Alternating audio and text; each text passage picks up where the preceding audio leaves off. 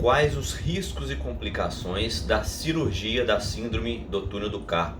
Vou dividir este vídeo em duas partes. Primeira parte, eu vou falar dos riscos e complicações do tratamento cirúrgico e no final eu vou falar dos riscos e das complicações quando a gente não opera. O que pode acontecer no paciente que tem uma síndrome do túnel do carpo e não é feita a cirurgia.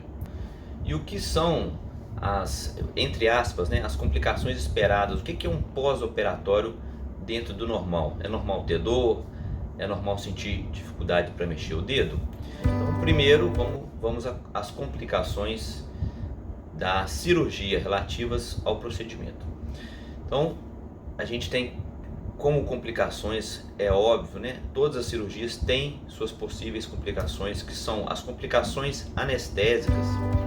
Então, se o paciente é submetido à sedação, é baixíssimo o risco de complicação, mas existe, então tem que ser lembrado e citado. Temos também as complicações de infecção. Qualquer corte, qualquer perfuração no corpo, a gente está abrindo quebrando a barreira de proteção que é a pele, a gente está abrindo uma comunicação do meio interno com o meio externo. Então isso pode sim ter infecção. Felizmente isso é muito baixo, esse índice de infecção, porque é uma cirurgia pequena, uma cirurgia minimamente invasiva, e são tomados no bloco cirúrgico todos os cuidados para que não ocorra essa infecção. Tudo estéril, tudo é feito com bastante cuidado, mas sim existe esse risco, e ele é mais aumentado em pacientes que têm alguma outra doença, como diabetes, insuficiência renal, questões pulmonares, obesidade. Quanto mais frágil for a saúde, maior a chance de acontecer uma bactéria oportunista de infectar. Mas felizmente é raro, e quando acontece é muito fácil de resolver também. Os antibióticos a gente consegue tratar bem.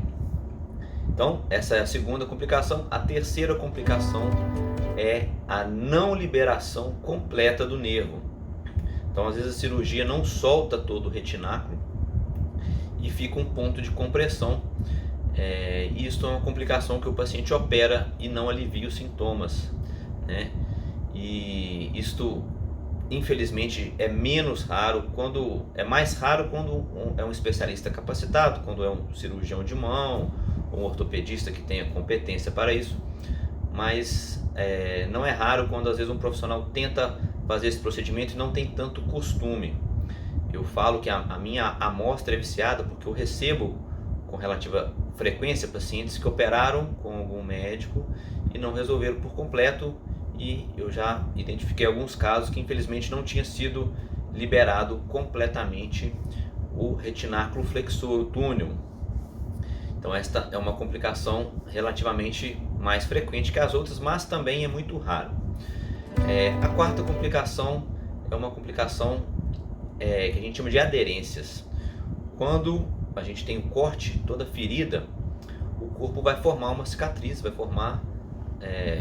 refazer esses tecidos. E pode acontecer em algumas pessoas alguma predisposição genética, algo que, para ilustrar, eu falo que é semelhante ao queloide.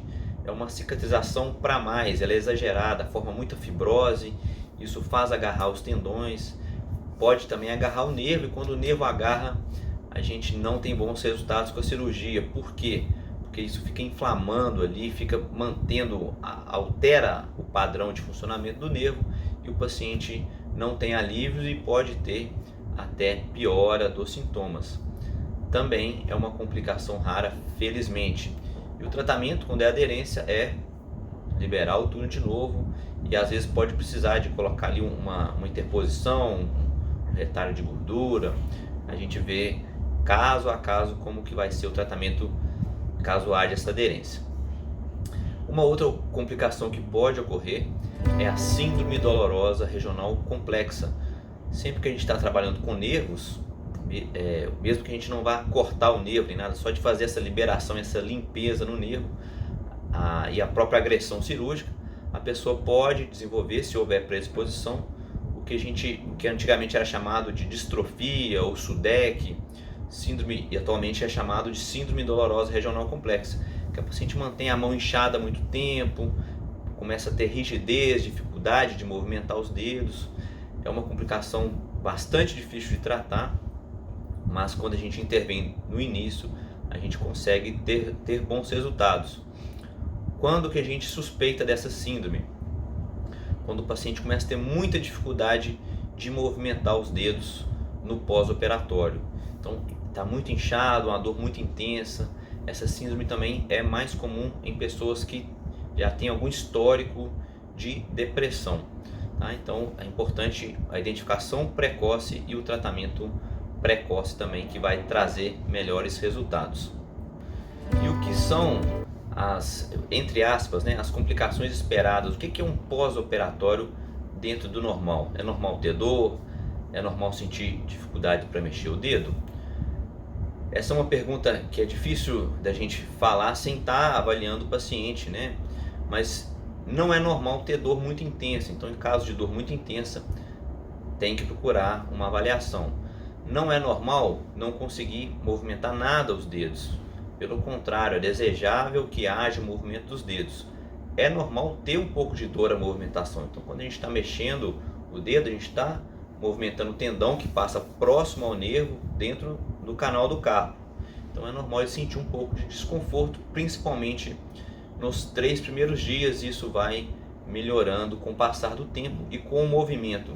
Eu sempre falo para os meus pacientes o seguinte: não é esperar parar de doer para começar a mexer, é ir mexendo e movimentando, fazendo os movimentos tanto ativo quanto passivo, que a dor aí sim vai aliviando. É muito importante essa movimentação para não dar aquele inchaço, aquele edema, né, no pós-operatório. Assim como não manter a mão para baixo, a mão tem que estar ou na tipoia ou mais elevada.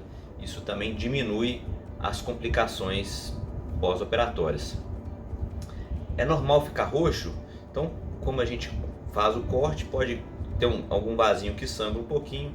Então, em alguns casos podem ter roxinhos na mão, na região até do antebraço, e isso não é nada de preocupar a princípio, né? Se não houver nenhum outro sinal de infecção, se não houver nenhum sinal de hematoma, nada de preocupar. O próprio corpo vai reabsorver esses pequenos roxinhos, que a gente chama de equimose.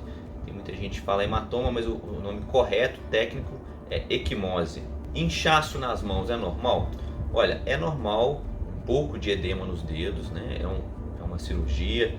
Então, esse processo de cicatrização, o corpo identifica que há ali uma lesão, então ele manda mais sangue para aquela região para ocorrer todos os processos de reparação. Então é normal ficar um pouco inchado. Qual um critério, assim, de uma forma simplificada: se o paciente tiver dificuldade de dobrar o dedo pelo inchaço, esse inchaço está anormal e deve procurar atendimento. Mas o inchaço de olhar para as duas mãos e ver que está diferente é normal e é esperado. Nada de preocupar, desde que esteja dentro do razoável, né? Uma referência boa é a outra mão. Se está um pouquinho mais que a outra mão, é aceitável. Está muito mais que a outra mão, tem alguma coisa errada. Ou pode ter dormido em cima do braço, ou não está usando a tipoia, ou acontece algumas vezes também da tipoia ficar muito curta, muito alta, né?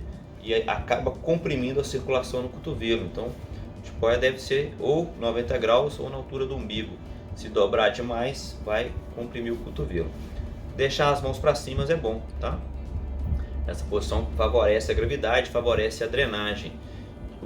A massagem com os dedos também, uma leve pressão nesse sentido, também acelera esse processo de reabsorção do edema e faz com que a cicatrização seja melhor. E uma pergunta muito frequente: precisa de fisioterapia no pós-operatório?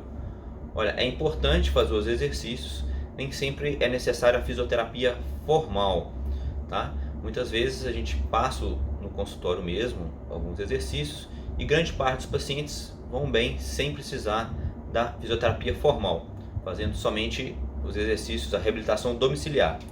Alguns outros que estão com mais dor, estão com um pouco mais de edema e limitação, a fisioterapia ajuda muito, fazendo com que essa cicatrização e essa recuperação seja mais rápida.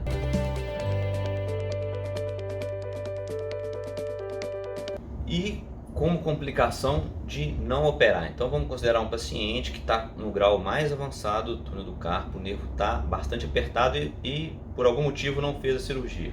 O que pode acontecer é fraqueza definitiva, atrofia, principalmente dessa região aqui, ó, a gente chama de região tenar, eminência tenar, onde tem vários músculos que são responsáveis pela oponência do polegar e pela destreza da mão. Então, o nervo muito tempo apertado, sem tratamento, chegou no grau 3 e por algum motivo não se operou, ele corre o risco de ter uma sequela definitiva que vai fazer com que a conexão entre o cérebro e esse músculo seja cortada. E nesse contexto, o paciente fica com a sensação de dormência ou anestesia, né, totalmente desligado essa região da mão, que acaba que favorece lesões como queimaduras. Quem tem a lesão do nervo pode ter, por ter ausência da sensibilidade, ela perde esse mecanismo de proteção. Ela não tem dor na ponta dos dedos e acaba se machucando mais. E perde a destreza para atividades que são mais minuciosas, que exigem coordenação fina, um controle motor fino. Isso fica prejudicado e pode ser irreversível nos graus mais avançados, principalmente graus avançados em que se demora muito a tratar. E uma outra complicação é que um nervo apertado por muito tempo, ele vai predispor que outros nervos de outras regiões do corpo possam também sofrer uma síndrome compressiva. O mecanismo ele é explicado como uma inflamação neurogênica, então também chamado algumas vezes de double crush. Então, o nervo apertado no punho aqui pode favorecer com que esse nervo seja apertado em outros pontos ou até do outro lado da mão por algum mecanismo fisiológico que predispõe que síndromes compressivas coexistam. Muito obrigado por ter chegado até aqui. Deixa aí nos comentários sua dúvida, sua sugestão, será muito bem-vinda e até o próximo. Obrigado.